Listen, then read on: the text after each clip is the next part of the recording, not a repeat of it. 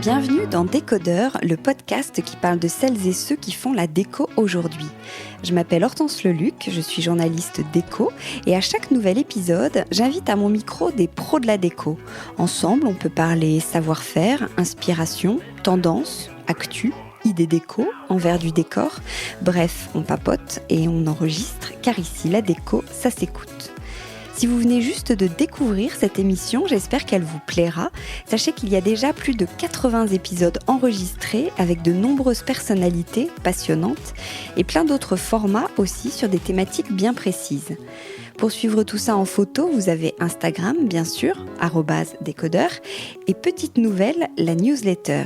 N'hésitez pas à vous abonner, à m'écrire, à partager, bref, à faire vivre ce podcast qui n'existerait pas sans votre fidélité. Allez, c'est parti. Bonjour tout le monde. Si vous connaissez l'univers et le travail de Dorothée Sartorius, la fondatrice de Bilboquet, j'imagine que cet épisode va vous faire plaisir parce qu'on ne l'entend pas beaucoup, on ne la voit pas souvent, mais on est tous d'accord qu'on adore ce qu'elle fait. C'est donc l'occasion d'en savoir un peu plus sur sa marque de très jolie peinture et papier peint qui est née sur Instagram, ouais, mais aussi sur elle, ses goûts, ses inspirations, ses conseils couleurs, sa vie d'entrepreneur, sa communauté très puissante.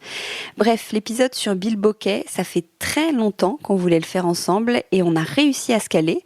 Enfin, Dorothée habite dans le Nord, donc cette conversation a été enregistrée à distance. Bonjour Dorothée. Bonjour Hortense. Alors, on va commencer parce que c'est toujours intéressant dans les aventures de savoir comment, raconte-nous les débuts de Bilboquet. Comment est née l'aventure ?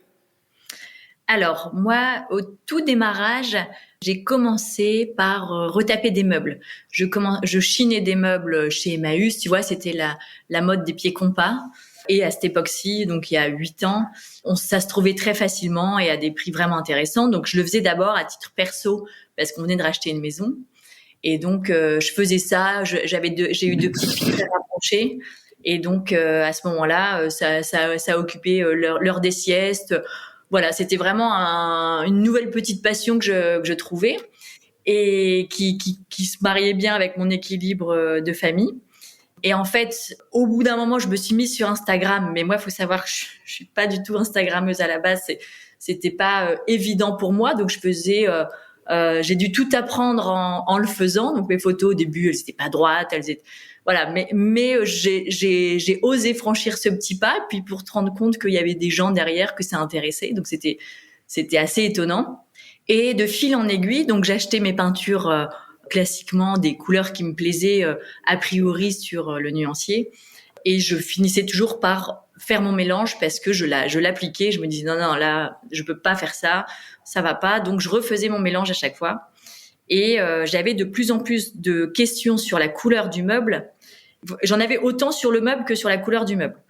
Donc de fil en aiguille, la couleur est un peu sortie du sujet. Et mon mari me dit un jour, tu devrais faire une marque de peinture en fait. Et là je lui dis non, attends, moi, je suis pas une entrepreneuse, j'aime bien faire les choses un pas après l'autre. Je vais pas commencer à m'engager avec un partenaire, un site, c'est pas du tout pour moi. Donc voilà, lui il cherche pas, il me connaît, hein. Donc le temps passe, on déménage et voilà, tu vois, comme pour beaucoup de personnes dans la vie, tu déménages, tes enfants grandissent, t'as envie d'autre chose. Et là, les meubles, c'était plus aussi évident qu'avant, c'était plus très fluide. Et moi, j'étais moins passionnée aussi par le fait de restaurer des meubles parce que j'avais plus envie de ça personnellement. Donc le proposer, c'était compliqué. Et donc je me dis on va peut-être voir effectivement si je peux pas faire d'abord une collab ou un truc sur le sujet de la couleur. Ça marche pas, je trouve personne que ça intéresse vraiment, donc on prend rendez-vous avec un fabricant de peinture, plusieurs dans le Nord. Et il y en a un qui m'ouvre hyper facilement les portes, qui me fait confiance, qui me dit bon, bah oui, écoute, ne t'engage pas sur du stock, tu me dis les couleurs que tu veux, tu les crées toi-même, tu me dis ce qui t'intéresse, et puis tu verras quoi. Et là, en fait, j'avais vraiment aucune raison de ne pas y aller parce que c'était très simple. Il n'y avait pas d'engagement financier, il n'y avait pas d'engagement dans la durée. Il y avait, voilà. Donc je me dis bon, bah voilà, on va tenter l'aventure. Et de là, bah tu fais tes étiquettes, tu fais, enfin voilà, tu te lances un petit peu, tu fais ton site internet aussi. Et là, on a quand même la chance, nous, les entrepreneurs d'aujourd'hui, de pouvoir tout faire nous-mêmes sans avoir des développeurs et des trucs compliqués. Et voilà, voilà donc il y a 2 ans et demi avec un site internet, un partenaire de peinture qui me fait confiance et des commandes, surtout des clients qui étaient encore là pour, enfin je dis encore parce que ça fait depuis 8 ans que c'est vraiment grâce à toutes ces personnes que j'en suis là, hein, parce qu'ils me suivent. Oui, il y a très vite eu un engouement. Tu as été surpris par un enthousiasme assez fort. Complètement, parce que si tu veux, ça n'a jamais été une recherche de ma part d'avoir une communauté puissante. Enfin, c'était pas, je n'avais pas l'intention ni d'avoir une entreprise ni d'avoir une communauté. Ça a toujours été hyper fluide. Et c'est pour ça que je dis toujours mon histoire est particulière parce que encore aujourd'hui, je suis sûre qu'après tu vas peut-être me parler de mes projets futurs. En fait, je bosse vachement au feeling. Je suis plus surprise qu'autre chose par tout ce qui se passe. Et voilà, et oui, les gens suivent, les gens me parlent, les gens m'envoient leurs photos de chez eux, les gens me remercient aussi, alors que c'est quand même des clients qui te remercient. Donc, il y a tout un truc qui fait que tu es hyper porté et qui fait que bah tu fais un pas et puis un autre pas et puis un autre pas et puis t'en arrives un jour à dire bah ouais en fait j'ai une marque, c'est dingue quoi, tu vois. Donc t'es d'accord que ta marque, est-ce que, enfin tu dirais que c'est une marque qui est née sur Instagram? Ah complètement.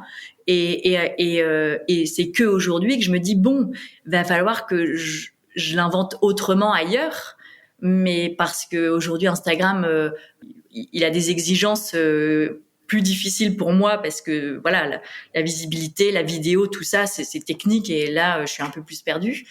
Et du coup j'ai envie de la faire rayonner autrement cette marque. J'ai envie que les gens la connaissent. Enfin j'ai envie que les gens, enfin si ça leur plaît, qu'ils puissent la voir. Mais voilà j'aimerais bien en sortir un petit peu. Et en même temps oui Instagram, je trouve que ça a été magique, magique, magique. Et encore aujourd'hui tu vois les échanges qu'on a pu avoir, la convivialité. La bienveillance, enfin, moi je trouve qu'Instagram, ouais, c'est pour les petits entrepreneurs, c'est vraiment magique, quoi. Ouais. Et est-ce que tu as eu tout de suite de l'ambition pour Bilboquet? Comment tu as vu les choses tu t'es dit bah allez, je me lance en tant qu'entrepreneur. Comment ça s'est fait en fait?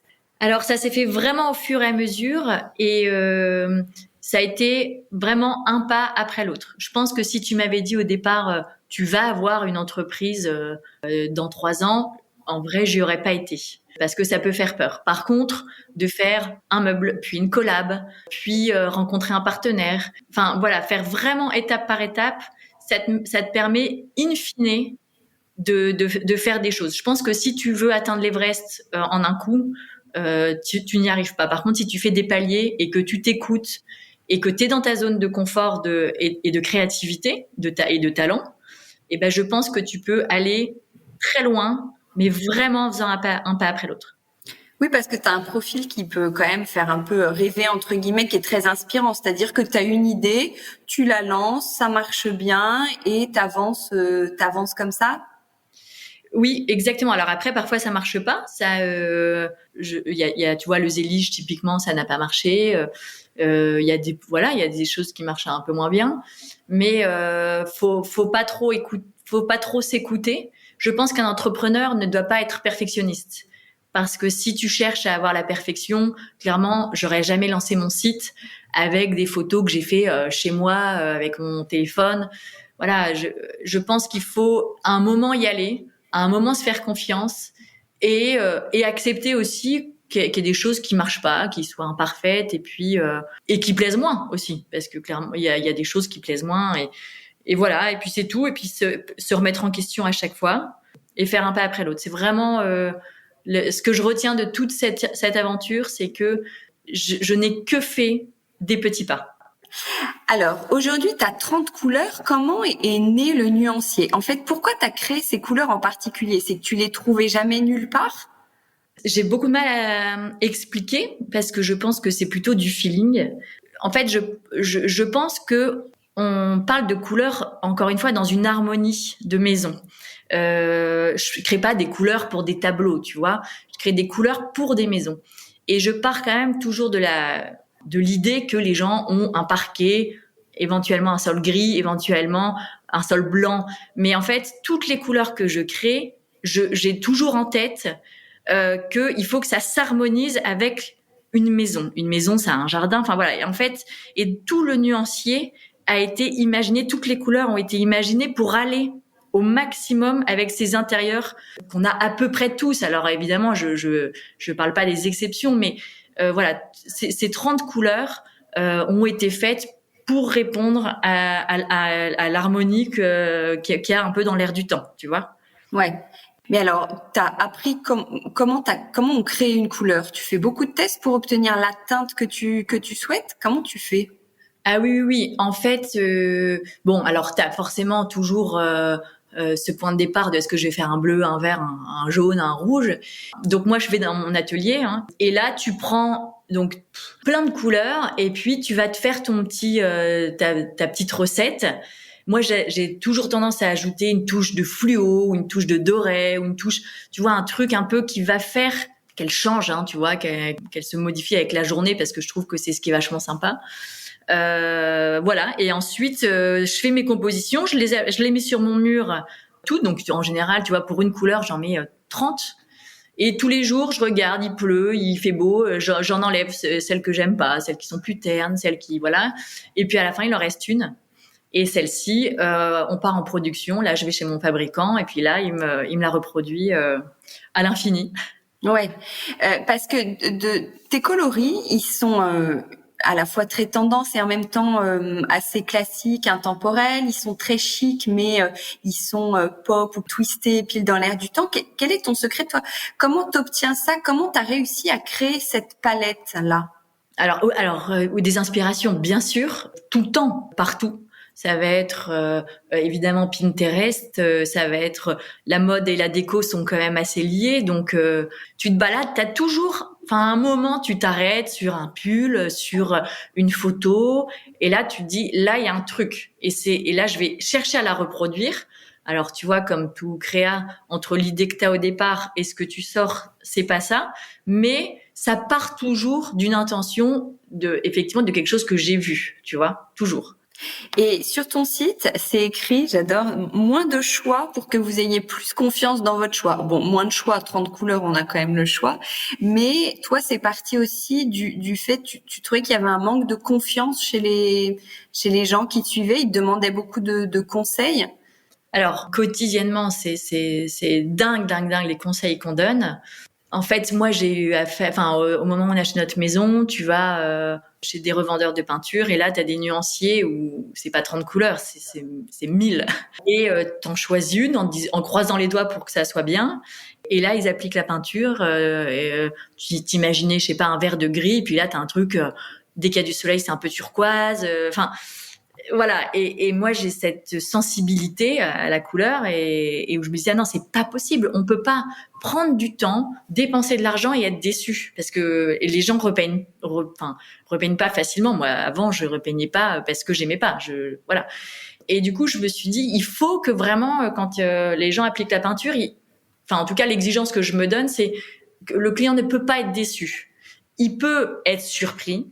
Il peut avoir des ajustements à faire parce que une couleur, c'est une harmonie, encore une fois, hein, c'est pas que une couleur. Mais on n'aura pas quelque chose de terne, on n'aura pas quelque chose de criard. On aura normalement un équilibre qui est à la fois calme, apaisant, mais avec de la personnalité, tu vois. Comment on ose la couleur? Quel conseil tu donnerais à quelqu'un qui a envie mais qui sait pas comment se lancer? Et j'imagine que tu as affaire à ce type de personnes très régulièrement. Oui, en fait, c'est vraiment mon leitmotiv, hein, c'est dire oser la couleur. Alors oser la couleur, ça veut pas dire ose forcément du rouge. Oser la couleur, ça peut être, voilà, c'est pas forcément quelque chose de fort. Comment on les emmène en fait? Déjà, on leur montre les avant-après, j'ai eu beaucoup de gens qui ont partagé et qui partagent encore leurs photos. Et c'est énorme pour moi, leurs photos, parce que on est dans du réel. On est juste dans des gens qui prennent la photo avant, la photo après. J'ai rien inventé. Je fais pas de magie. C'est eux-mêmes qui par leurs photos montrent la puissance de la couleur, comme ça personnalise, comme ça égaye, comme ça, voilà, ils se sentent bien chez eux. Et en fait, j'ai vraiment, le fait qu'ils me partagent la photo, j'ai vraiment des gens qui sont contents et hyper fiers, tu vois. Ils sont fiers d'avoir osé. Et donc, à force de partager les photos des clients, en fait, je pense que ça inspire. Et ils se disent bon, allez, je peux essayer. Nous, en tant que, on va dire, dans les messages qu'on envoie aux clients qui nous disent j'ose pas et tout, on leur dit commencez par une petite pièce. Commencez pas par le salon. Commencez par une petite pièce, une entrée. Ça peut même être des toilettes entre nous. Ne préoccupez pas de toute la maison tout de suite. Prenez la couleur qui a priori vous fait du bien. Ça, on peut pas l'inventer non plus. Ça, c'est le client qui doit choisir. Et après, vous nous recontactez si vous avez envie d'aller plus loin. Mais commencez. Enfin, c'est pas nous qui allons vous dire si, il faut faire un mélange de ça chez vous. Non, ça c'est commence doucement, fais un mur, vois comment tu le sens, et puis après on ira un pas après l'autre. Tu vois, on n'est pas là non plus pour faire que ce soit Disney chez tout le monde. Enfin, et en plus, il y a pas mal de gens qui me disent mais est-ce qu'il y a une limite à un moment? Est-ce qu'il faut que je m'arrête? Est-ce qu'on peut avoir une maison trop colorée? Et en fait, t'en as qui le manipulent tellement bien, la couleur, qui jouent avec ça et qui ont du coup une maison qui leur ressemble tellement. Moi, je trouve que la couleur, c'est un moyen d'exprimer sa créativité, tu vois. Et ça nous renoue un petit peu justement, nous en tant qu'adultes, avec je crée ma maison, je la personnalise, je suis chez moi, je suis chez personne d'autre. Et je t'invite à venir dans mon univers. Et je trouve que c'est en tout cas moi qui adore justement un peu ces maisons atypiques très personnelles, j'ai l'impression de pouvoir proposer aux gens le fait d'oser ça et le fait d'être fier d'être chez eux et de montrer, d'avoir une maison conviviale, quoi, tu vois. C'est qu'on parle souvent du pouvoir des couleurs. Toi, tu nous confirmes que tu trouves que la couleur, elle peut vraiment transformer l'espace, l'ambiance et qu'elle peut même jouer sur les humeurs? Ah mais carrément. Alors là, je suis la plus convaincue. Et je suis aussi la plus convaincue que c'est une année sur l'autre, ça ne va pas être la même couleur. Et c'est pas grave. Ça veut pas. Enfin, c'est pas un discours commercial que je tiens, mais il faut aussi savoir s'écouter. On a des phases de vie. D'ailleurs, en Feng Shui, tu vois, ils te disent que si tu as besoin d'énergie, mais plutôt du rouge. Si tu as besoin de calme, mais plutôt de quelque chose de nature, tu vois.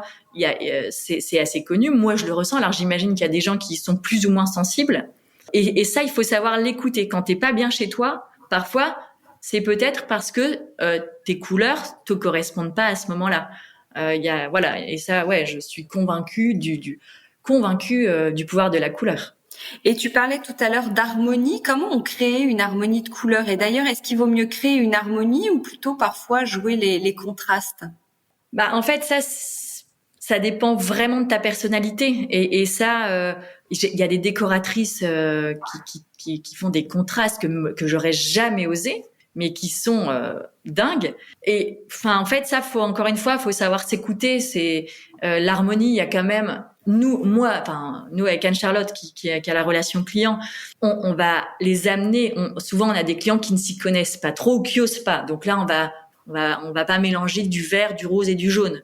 Par contre, quelqu'un qui a envie, on va l'aider et le soutenir dans son envie, tu vois. On va pas faire en sorte que tous les clients Bilboquet aient le salon camping sauvage et la cuisine joue à bisous. Non, on essaie vraiment, et même d'ailleurs, on leur dit parfois mollo, quoi. Fais d'abord ton salon et après tu nous recontactes, tu vois. Ça c'est vraiment propre à chacun.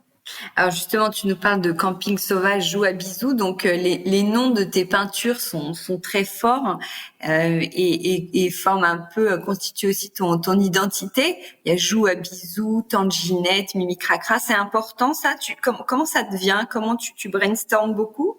Comment tu trouves ces Alors moi, je voulais vraiment être une marque convivial, c'est vraiment quelque chose d'important pour moi. Je voulais pas je me reconnais pas tellement dans les marques luxe ou très haut de gamme, tu vois. La déco, c'est quand même souvent soit t'es haut de gamme, enfin t'as pas beaucoup de fun, enfin je trouve. Et je voulais que les gens puissent voilà avoir un petit sourire. Alors je dis pas qu'on éclate de rire, mais voilà que ce soit une marque attachante. Et je savais pas par quel biais le transmettre. Et les noms, je me suis dit tiens, c'est des allusions à l'enfance, c'est des souvenirs. Tu vois, Mimi Cracra, tout le monde la connaît. C'est comme ça que je veux être une marque, voilà, un peu sympa quoi. Voilà, on sort du nuage et gazon quoi. Alors gazon, il n'y en a pas beaucoup, ceci dit, mais Alors, où est-ce qu'elles sont fabriquées, tes peintures? dans le nord. Donc, Made in France, pas très loin de chez toi. Carrément made in France, pas très loin de chez moi. Et d'ailleurs, de manière générale, dans tous les produits que je lance, c'est pas très loin de chez moi. J'ai essayé d'avoir une vraie proximité avec mes partenaires, d'aller une vraie relation. Et donc, forcément, ça nécessite de pas être très loin. Donc, et c'est quel type pour parler un peu plus technique, c'est quel type de peinture, quel type de finition, tu vois? Alors, c'est des peintures. On a choisi ce qu'il y avait de mieux sur le marché. Donc, c'est des peintures qui ont un label, c'est des peintures qui sont dépolluantes. Je vais peut-être pas entrer dans la technique, mais c'est des peintures qui vont capter les particules un peu nocives dans ta maison. Donc, ça assainit l'air de ta maison. Voilà, mon partenaire, c'est quelque chose qui a vraiment à cœur de faire son maximum dans un point de vue environnemental. C'est des peintures à l'eau. On a 2 finitions, mat, satin. Ça aussi, c'est volontaire pour pas perdre le client. On a mat, satin, boiserie, parce que je trouve que parfois t'as tellement de termes que tu t'es perdu. Et l'idée, c'est vraiment d'amener le client à savoir prendre une décision facilement. Mat pour ça, satin pour ça, boiserie pour ça. Voilà, on a essayé de simplifier tout ça et donc l'idée c'est vraiment d'avoir une peinture évidemment facile à appliquer parce que l'idée c'est pas de passer par un peintre, c'est de le faire soi-même. C'est un peu la démarche de départ. Facile à appliquer, qu'il n'y a pas d'odeur, que tu peux mettre dans une chambre d'enfant et le soir t'as pas à tout aérer pendant 4 jours, tu vois. Voilà, on a fait le plus simple possible et le mieux possible aussi d'un point de vue responsabilité environnementale. Je fais vraiment à chaque fois que je lance un produit, j'essaie vraiment d'avoir en tête ce leitmotiv de je fais au mieux. Au pire, ça marche pas, mais je fais tout ce que je peux pour faire le mieux, quoi, tu vois. Ok. T'as des nuanciers aussi, faut qu'on en parle parce qu'ils sont envoyés, ils sont peints par des personnes handicapées, c'est ça? Tout à fait. Malheureusement, on va devoir mettre fin à notre partenariat parce que ça prend trop de place et en fait le geste de peindre devient trop compliqué pour eux. Donc là ça vient de s'arrêter. Donc on cherche des gens. Donc je lance un appel au passage. En fait, les seules solutions qu'on a aujourd'hui pour faire les nuanciers, c'est un petit peu trop industriel et j'arrive pas à passer le cap de partir dans quelque chose de trop industrialisé, sachant que c'était vraiment la démarche de donner du sens aussi au projet. Donc voilà, en tout cas, pendant 3 ans, là, c'était effectivement des personnes fragilisées par handicap qui travaillaient chez Altereos, qui peignaient les nuanciers à la main. Ah, super. Quelle est pour toi la couleur du moment? En fait, c'est marrant parce que quand j'ai commencé, c'était le vert bilboquet. L'année d'après, c'était le terracotta, donc c'était le Joe à bisous. Et là, on est clairement sur des bruns, le tanginette beau brun, tu vois, ça c'est mes gros bestes. Après, les verts, faut admettre que dans toute leur tonalité, ils répondent beaucoup. Tout le monde trouve son bonheur dans les verts. C'est là où je dirais que je suis la plus complète dans la gamme, tu vois. Ouais. En parlant de ce qui marche le mieux, tu t'es lancée dans le papier peint aussi après les peintures, mais enfin en parallèle. Dans le papier peint, écoute, c'est génial. Je m'attendais pas du tout à ce que ça marche autant parce que le motif c'était pas hyper naturel pour moi à la base et je suis accompagnée de plusieurs graphistes top. On marche main dans la main. Ils ont autant d'idées que moi, voire plus. Et c'est vraiment, c'est canon. Ça complète vachement bien. Il y a une autre histoire à raconter. Il y a des associations à faire qui sont hyper sympas. Et puis Non, ça c'est vraiment une belle aventure aussi, ça. Ouais. Et le petit dernier, c'est le Graou, parce que t'as Fleury, Vichy, sont tous vraiment ravissants. Bon, le Léo, il faut oser. Où est-ce qu'on peut le mettre? Alors faut oser oui et non parce que tu vois c'est pas c'est pas un léopard rococo, tu vois, il est pas on a vachement travaillé. J'ai dit à la graphiste dès le départ, je dis OK, on va faire un léopard. Par contre, il faut vraiment que ce soit doux, que ce soit léger, enfin et donc si tu regardes le détail, tout est dessiné à la main et c'est du crayon de bois. Elle a tout bossé au crayon de bois, elle a bossé un temps fou d'ailleurs. Donc t'as cette espèce de truc un peu artistique qui fait un peu tissu, qui est beaucoup plus doux qu'un truc un peu brut, voilà, tu vois. Et donc ça, c'était une super recherche. Et Mélina, qui écoutera, elle peut être fière d'elle parce que c'est un résultat top. Et donc non, je dirais pas qu'il est difficile à mettre, moi, mais parce que les couleurs, c'est des couleurs assez douces, tu vois. On est sur des camels, on est sur un vert et rose, on est sur un noir et blanc un petit peu plus parce qu'il est beaucoup plus audacieux, il est beaucoup plus brut. Mais en même temps, c'est celui-là qui va permettre de jouer avec des couleurs à côté, des chaises. Tu vois, dans les photos que j'ai fait, on a mis des chaises jaunes. C'est pas celui qui va le mieux marcher, mais par contre, en termes d'audace, tu peux t'éclater, quoi. Tu vois. Comment tout à l'heure, tu nous disais que la peinture, elle était facile à poser nous-mêmes. Pour le papier peint, c'est la même chose. Tu nous conseilles, il faut plutôt passer par quelqu'un ou on peut j'allais dire l'étaler, le coller soi-même? Et je comprends beaucoup plus l'appréhension de mettre du papier peint que de faire de la peinture. La peinture, vraiment, j'essaie de dire régulièrement faites-le, parce que vraiment, si vous préparez bien votre mur, il y a aucune difficulté, vraiment aucune. Donc voilà, le papier peint, tu sais pas trop si tu l'écrases, s'il y aura un pli, que la colle elle adhère au bout de combien de temps. Donc je comprends l'appréhension. C'est un petit coup de main à prendre, mais ça, j'ai moins envie d'insister sur le fait de le faire soi-même parce qu'un papier peint pas bien posé, ça va pas quoi. Mais c'est carrément jouable évidemment. T'as des tutos super bien faits. Enfin, c'est normal. Enfin, j'essaie de faire des produits aussi pour que les gens on n'ait pas non plus trop de prise de chou à le mettre, tu vois. Ouais, bien sûr. Et j'avais vu aussi que tu avais créé des éliges, mais je les ai pas trouvées sur le site. Est-ce que tu continues ou c'est la question qui fâche? Non, ça fâche pas du tout.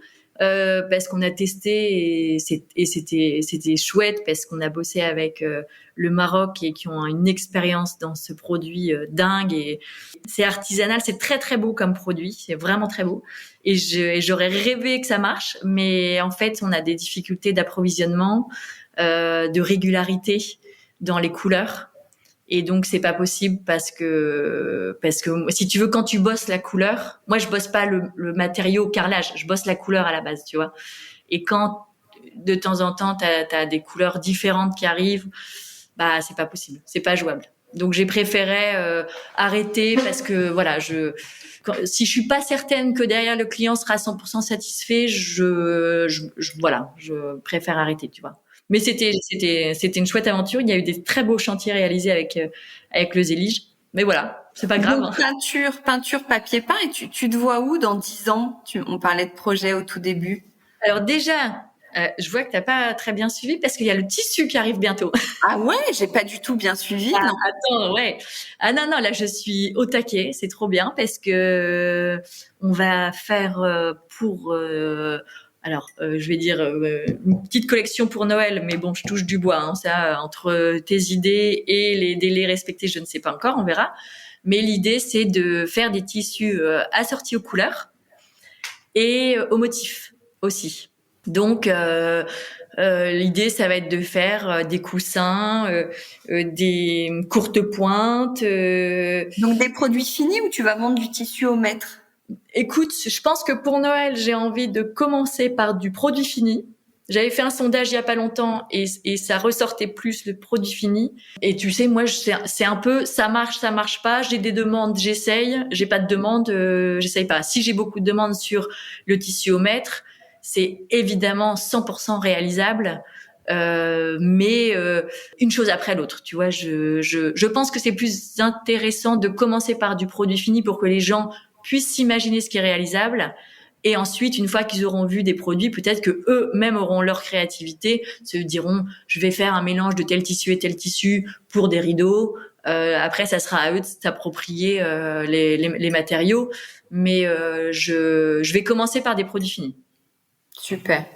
Bon, alors attends, je reformule ma question. Papier peint, peinture, tissu, quels sont tes projets Comment tu te vois où dans 10 ans comment tu vois évoluer Bilboquet, la marque?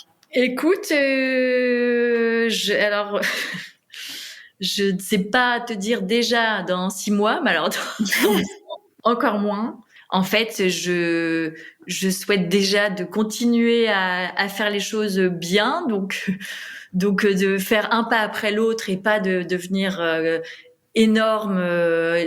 J'ai pas une ambition d'ouvrir un magasin ou d'être revendu par plein d'acteurs c'est pas comme ça que je vois les choses. C'est plutôt j'espère être toujours dans un élan créatif, surtout pouvoir le partager, que les gens restent près de moi aussi pour adhérer au projet et que ça puisse continuer. Et puis voilà, en fait, je pense que c'est l'aventure qui nous le dira. C'est pas moi en tout cas, j'ai pas de fichier Excel établi pour mes prochaines idées. Non, je sais pas. Impossible. Tu travailles toute seule ou tu parlais tout à l'heure d'une personne, je sais plus son prénom. Vous êtes 2? Alors, moi, je travaille avec 3 freelances aujourd'hui. Anne-Charlotte qui fait tout mon SAV, suivi de commandes, qui fait vraiment le quotidien et qui répond à tout le monde, qui est là depuis 2 ans. Je travaille avec Caroline qui fait tout mon marketing, tout ce qui est newsletter. Elle est surtout forte pour le contenu newsletter. Elle m'a aidé sur Pinterest. On va dire qu'elle a le regard plus sérieux de ce que je fais et souvent elle me canalise bien dans mon énergie, donc c'est chouette. Et ensuite là en ce moment j'ai Sabrina qui m'aide justement pour les tissus parce que elle s'y connaît très bien. C'est souvent des gens qui viennent un peu taper à la porte qui me disent tiens je prendrais bien ce sujet. Et en fait ça j'adore parce que c'est des gens passionnés, c'est des gens hyper compétents et en fait qui s'approprient leur histoire dans Bilboquet. Et c'est vrai que c'est un peu comme ça que j'imagine. Enfin, tu vois, si tu me demandais à la limite comment j'imagine Bilboquet dans 10 ans, c'est surtout que j'aimerais être entourée de gens qui sont passionnés de ce projet et qui ont envie d'apporter leur pierre à l'édifice. J'aimerais être entourée que de personnes comme ça, tu vois. J'ai pas particulièrement envie d'avoir une équipe de 50 personnes parce que je pense que j'aurais pas les épaules pour manager des gens, autant de gens en tout cas. Mais par contre, des gens qui viennent te voir, qui ont leur propre énergie et qui t'inspirent aussi. Enfin, tu vois, c'est vraiment des filles qui me bougent beaucoup dans leur façon de voir les choses et qui vont dire si ça va, c'est ça qu'il faut faire, ça va prendre. Tu vois, hier Caroline, elle a regardé tout le site, et elle dit ça. Waouh, enfin, tu vois, t'as des gens qui ont des idées pour Bilboquet, qui ont des envies et qui m'aident beaucoup. Donc, tu vois, si dans 10 ans, je souhaite quelque chose, c'est être entourée que de gens qui ont envie de bosser dans la déco et qui ont envie d'améliorer les choses et d'apporter quelque chose, quoi, leur savoir-faire. Et toi, comme tu disais, t'es très créative et toute la journée, on te demande plein de conseils, d'associations de couleurs et tout ça. Tu te verrais pas plus largement décoratrice, par exemple? Non, pas du tout. Je pense qu'être décoratrice, c'est un talent d'adaptation. D'ailleurs, je suis en contact tout le temps avec des décoratrices. Elles ont le talent d'écouter, de savoir s'adapter, voilà, de mettre des couleurs, enfin voilà, de faire pour leurs clients. Et je pense que moi, je suis plus dans la créativité de produits, tu vois. J'ai plutôt envie de mettre à disposition des produits pour les décoratrices plutôt que d'être décoratrice. C'est pas les mêmes intentions en fait, tu vois. Alors, toi, t'inspires beaucoup quand même, notamment par ton compte Instagram. On en parlait tout à l'heure. T'as une relation très forte avec ta communauté. Donc, toi, t'inspires beaucoup les gens. Mais toi, qu'est-ce qui t'inspire? Qu'est-ce que tu regardes au quotidien? Tout. Tout. Je trouve que, tu sais, tu peux te balader chez Emmaüs et puis voir une tasse à café qui a un motif particulier et te dire, en fait, ça, c'est top. Ces fameuses poires que t'as sur les papiers peints, j'ai fait des grosses poires. Ça part d'une photo d'un magazine enfant, d'une chambre où il y a où il y a de la rayure derrière avec une grosse poire en coussin devant. Et là, je me dis, l'association fruits rayures, c'est top. Tu vois, à un moment, je sais pas pourquoi, tu vas t'arrêter sur une photo et dans la composition, il y a un truc où tu screenshot et tu dis, je vais en faire quelque chose. Tu vois? Donc voilà, c'est plein de choses. Ouais. Ta maison sert souvent de cobaye. J'ai l'impression, toi, enfin, de cobaye. Tu vois ce que je veux dire? Ça ne te dérange pas et ça ne perturbe pas ta famille, surtout? Alors, c'est drôle parce que j'ai repeint ma cuisine, avant-hier, un mercredi. J'avais donc évidemment mes enfants. Ils me regardaient faire, ils étaient là, mais qu'est-ce que tu fiches là? Et je leur dis, vous inquiétez pas, ça va être vachement bien. Et à la fin, je leur dis, le soir, je leur dis, vous êtes contents en fait? Bah, tu sais, bon, depuis, on a toujours changé notre maison comme ça, donc bon, on va pas te dire que ça change notre vie, mais moi j'adore, hein, moi j'adore voir vivre ma maison. Moi, c'est mon terrain de jeu, c'est un terrain d'expression, et comme je te disais, les couleurs, elles vivent en fonction de ce dont tu as envie à ce moment-là. Avant, j'avais un vert, une souris verte que j'ai adoré, mais d'un coup, je voulais quelque chose d'un peu plus pointu, donc je suis partie sur soupe d'ortie. Et voilà, et je trouve que c'est canon. Là, j'ai l'impression d'avoir une nouvelle cuisine depuis 2 jours. C'est hyper sympa, pas besoin de déménager en fait.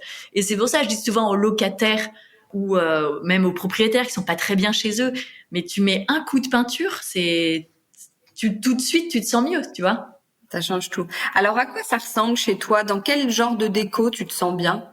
Ben, en fait, je me sens bien dans les décos personnels. Et chez qui que j'aille, à chaque fois, ce que j'adore, c'est quand tu vas chez des gens et tu sens que t'es chez eux. C'est-à-dire que ça leur ressemble, tu sens des couleurs, enfin, je sais pas, une ambiance. En fait, peu importe.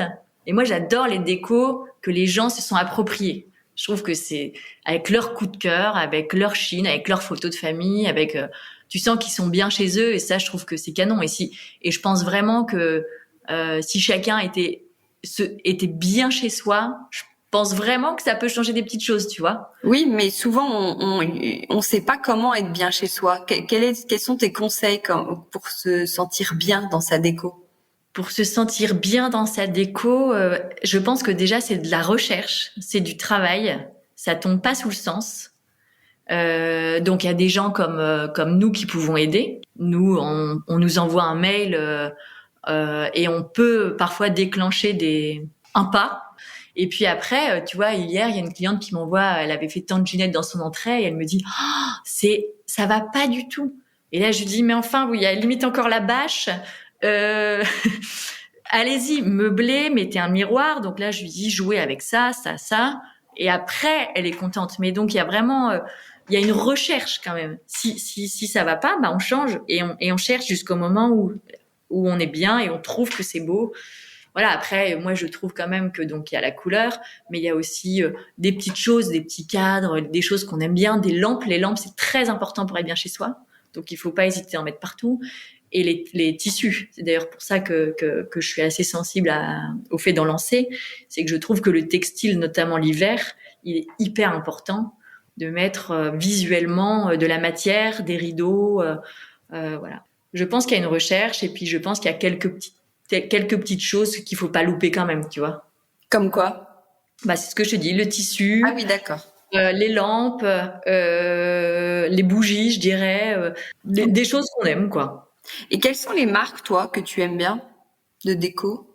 Alors moi, j'aime assez Good Moods, qui est vraiment décalé. Moi, je suis plus classique beaucoup plus classique d'ailleurs dans mon style, mais je trouve ça hyper inspirant. C'est très coloré, donc ça j'aime bien. Qu'est-ce que je peux te donner d'autre? Je suis nulle parce que je retiens jamais les noms. Quels sont les derniers achats, tu vois, par exemple, que tu as fait chez quelle boutique ou quel type d'objet, meuble? Bah écoute, là justement, je viens de recevoir une lampe. Ah oui, si j'aime bien la marque Pantoufle. Je viens de m'acheter une lampe que j'adore pour mon salon. Pantoufle, c'est vachement Pantoufle Design. Ça, je trouve ça vachement bien. Qu'est-ce que j'achète? Alors, tu sais, moi, finalement, j'achète pas grand-chose. Vu que je repeins mes murs, c'est suffisant. je change d'une pièce à l'autre les choses, mais est-ce qu'il y a un achat dont tu rêves? Tu vois, une pièce comme ça sur laquelle tu lorgnes? il y avait le Togo que je me suis offert l'année dernière. J'ai un Togo camel que j'adore. En fait, tu sais, c'est plutôt là. En fait, j'ai un rêve, mais c'est plutôt avec mes produits. Forcément, je suis tellement le nez dedans tout le temps que j'imagine déjà des choses à faire avec ce que j'ai. Je rêve d'une table basse en zélige, tu vois. Mais pour le faire, ça demande un peu de temps et j'ai besoin aussi d'un menuisier qui m'aide. Donc en fait, mon rêve, tu sais quoi? Ça serait d'avoir un menuisier à domicile. Je rêve, mais je rêverais qu'on fasse des banquettes sur mesure et puis de temps en temps une armoire et puis avec des jeux, avec des bois arrondis, des trucs. Enfin, je trouve le métier de menuisier dingue et ce qui me manque, c'est un menuisier. Qu'est-ce que t'aimes pas du tout en déco? Est-ce qu'il y a des choses que tu n'aimes pas? En fait, j'aime pas quand les gens sont pas bien chez eux. Donc, tu vois, ça rejoint un petit peu. Je trouve qu'il y a pas de règles en déco. Est-ce qu'il y a des fautes de goût, par exemple? Oui, mais en fait, je suis gênée de dire ça parce que, en fait, si les gens sont contents et aiment bien, c'est pas moi qui vais me permettre de dire il y a une faute de goût. En fait, il y a pas de règle. Le but, c'est que vraiment chacun soit content de ce qu'il a. Je me permettrai jamais d'aller chez quelqu'un et de dire ouf. Alors là, vraiment, ce qu'il a fait, c'est affreux, alors qu'il y a mis tout son cœur, tu vois. Non, non. Je pense que si la personne est satisfaite de ce qu'elle a fait, il y a pas de faute de goût. Si ça lui ressemble, il y a pas de faute de goût, non. Alors, dernière question un peu rituelle, pas forcément évidente parce que parfois il faudrait que je la donne un peu en amont pour réfléchir. Si tu faisais un dîner avec 6 personnes, qui seraient tes invités? Mais comme c'est spontané, tu peux me dire Patrick Bruel et ton cousin, hein, tu me dis ce que tu veux. Ah oui, moi je te dis mes amis, clairement, non? Ouais. Ouais, mes amis, ma famille. Alors 6 personnes, du coup, c'est juste, mais non, je te dirais mes potes de toujours, clairement. Bon, merci beaucoup, Dorothée. C'est terminé. Merci de nous avoir raconté l'histoire de Bill Bokeh, nous en avoir dit plus. C'était toujours sympa de t'entendre. Merci Hortense. Ciao, bye bye. Décodeur, c'est terminé pour aujourd'hui. Merci beaucoup d'avoir écouté en entier. Si vous avez aimé cette émission, n'oubliez surtout pas de vous abonner au podcast pour ne pas rater les prochains épisodes. Bien sûr, vous pouvez aussi la partager en l'envoyant à vos proches ou en story Insta. D'ailleurs, vous pouvez me retrouver sur le compte Décodeur où je poste quasiment tous les jours. Et si jamais vous écoutez cette émission sur Apple Podcast et que vous avez 20 secondes, n'hésitez pas à laisser un commentaire. C'est juste sous la liste des épisodes. C'est comme partout, plus j'ai d'avis et d'étoiles, plus le podcast se détache et se fait connaître. Voilà, merci beaucoup et à très bientôt alors, ici ou ailleurs.